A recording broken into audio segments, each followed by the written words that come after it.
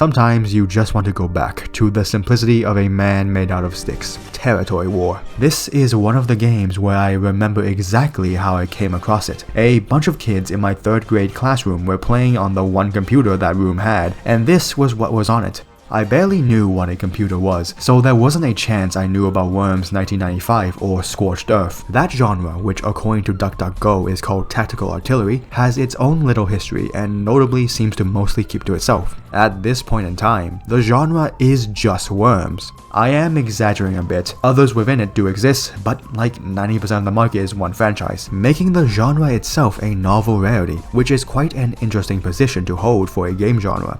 Territory War was one of the heavier hitters of early Flash, maybe because nothing else was really like it. I mean, there's Wrath Wars, but only kind of, and that was more early middle Flash than early Flash. This game introduced a new generation to a rare but quite fun genre, even if the first game was a bit simplistic. Also, 2 way better and way lesser known sequels came out, but we'll get to those shortly. For Territory War 1, we start with 3 weapons and 6 maps. The iconic grenade, a simple rifle, and a swift kick. Grenade for long range and AoE, gun for single target and medium range, and the kick for when you want to punch someone like a golf ball. Each side takes turns with one guy moving at a time, and the end goal is the death of the other guys. We all know what a war is. Movement is a bit weird. The total distance traveled doesn't matter. What limits the movement is total distance from the starting point. Go back and forth however many times you want, but once you get 5 meters away, your legs get locked.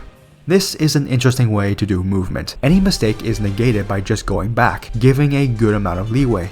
I don't know if this was on purpose, cause I can easily see this being the result of a programming shortcut, but it's neat either way. It was kept and improved upon in the later 2 games, so it's clear it became something intentional, even if it didn't start as such. I also never played Worms, so maybe it was directly taken from that, and maybe who knows. Island is the first map we see, so it's the one that everyone knows. A small hole to kick people into in the middle, and a bunch of floating platforms. It's this game's battlefield. Graveyard is landlocked and has a building in the middle to separate the 2 teams. Void is the opposite of Graveyard, with everything being a floating platform. It has the most pits out of any map. Hill has a big hill in the middle. Junkyard has a solid pitless ground floor and a lot of floating platforms on top, which manages to create a bunch of fairly tight corridors. And Wasteland is the map that doesn't appear in the main campaign. You can only play it through custom maps. The 2 sides are separated by a giant pit, and you need to hop across some very precarious floating rocks. The main mode is campaign, although PvP might have been the thing that ended up more popular. Campaign is 10 simple missions across 5 of the maps, usually just a straight fight, but sometimes a variable is slightly adjusted. Here you're outnumbered, here you're completely alone, here it's a 6v6 chaos match. It's not hard, mostly because the NPCs are intentionally kinda stupid,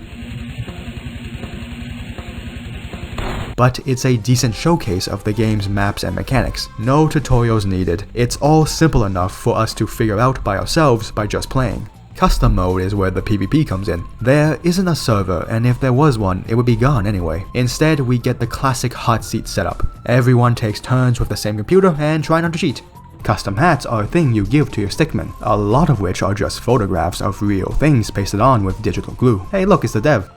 Challenges are also here. They test how good you are at certain weapons. Grenade challenges require you to be good at angling your throws and eyeballing the power meter. The gun challenges test how good you are at eyeballing sightlines and timing your shots. Targets also get smaller and start moving. Targets literally never move in the actual game, but these are fun nonetheless. And that's all the game has to offer. You can tell it's a bit early. Sometimes the background can blend in with the UI. It doesn't appear that bad on video, but when playing it, the health bars completely fuse with the void on the void map. While stick figures have always been a minimalist art style, Territory War has a very clear case of programmer art. MS Paint was quite a good friend back in the day.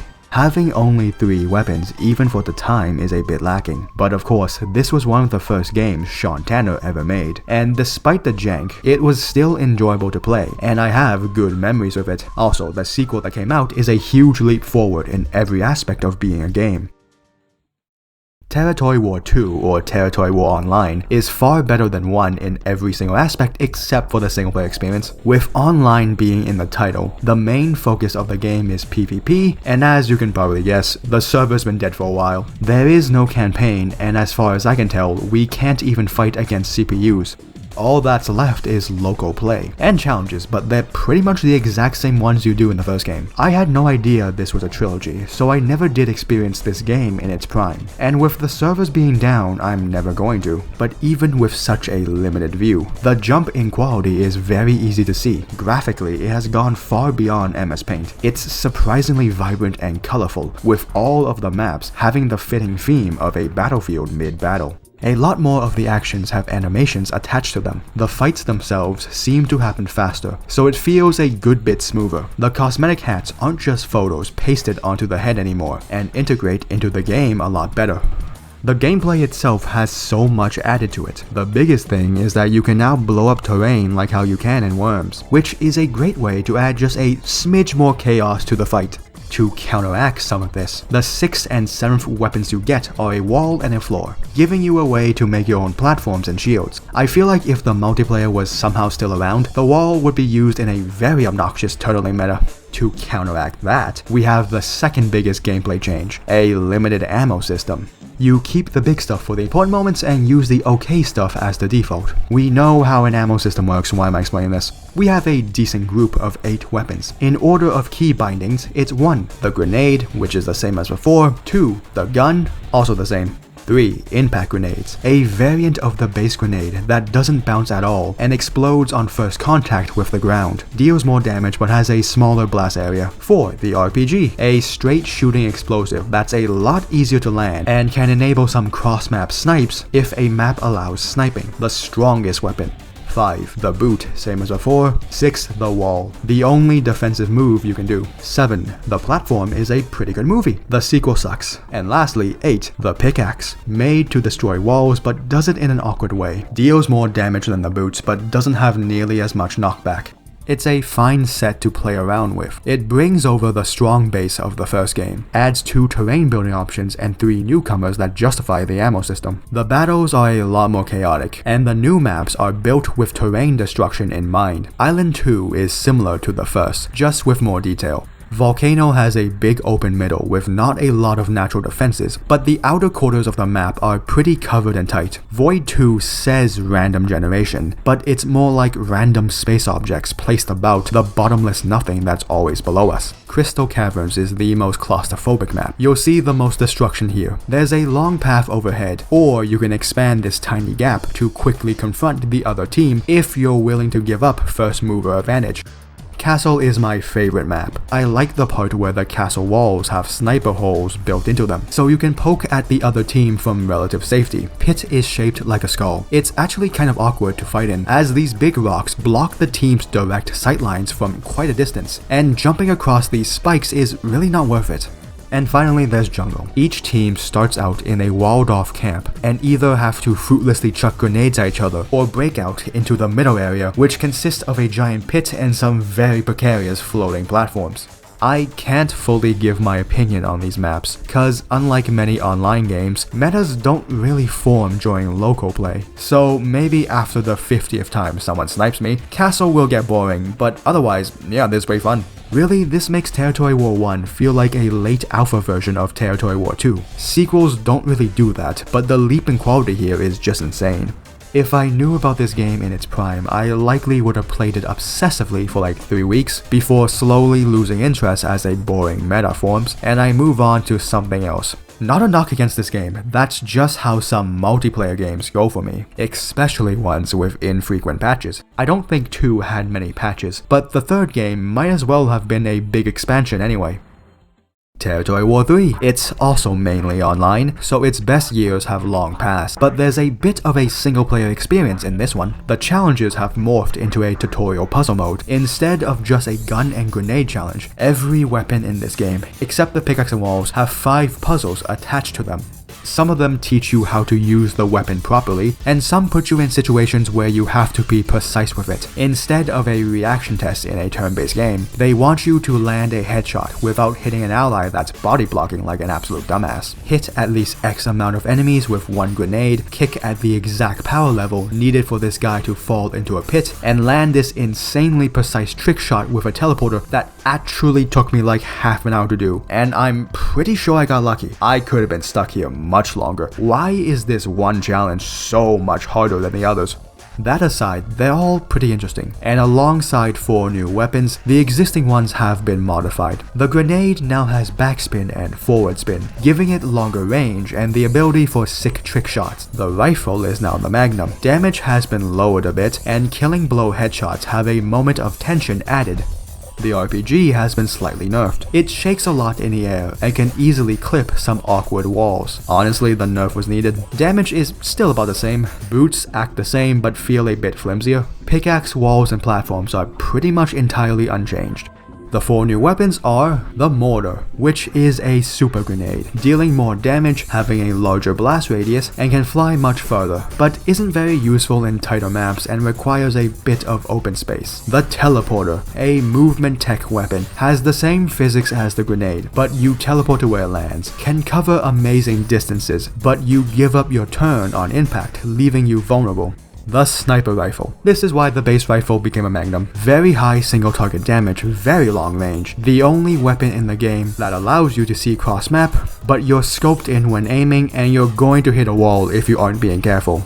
And lastly, the Acid Rifle, a ranged version of the pickaxe. Well, no, it's still pretty short and low damage, but it can hit people through walls, so it's a useful enough niche. To make things a bit more variable, 3 has different game modes. Blitz is where all turns are 15 seconds long. Bounty gives one dude double health and ammo, but if he dies, his team loses.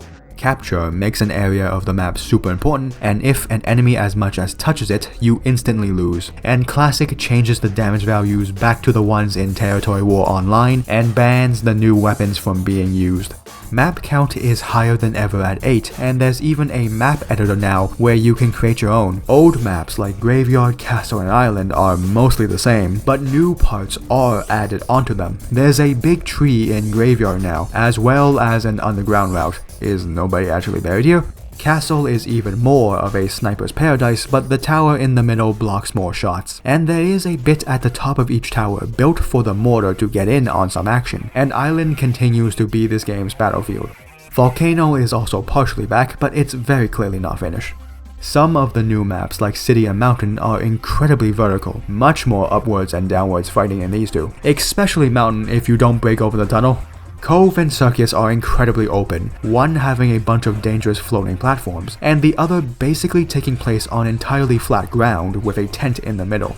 Each map has its own thing, and most battles end up playing completely differently depending on which map they were fought in. The design has reached its peak, and this would be the end of the series. I kinda wanna say more about it, but Territory War 3 was very much an expansion and balance patch to Territory War 2.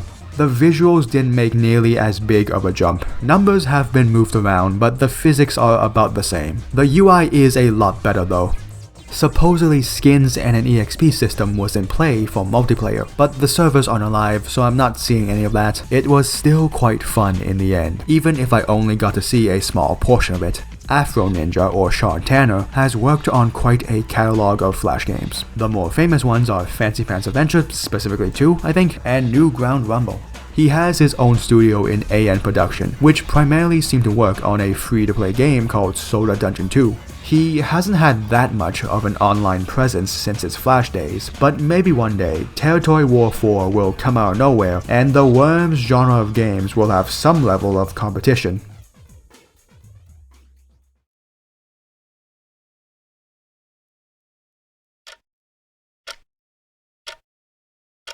Hello, this should have been out sooner.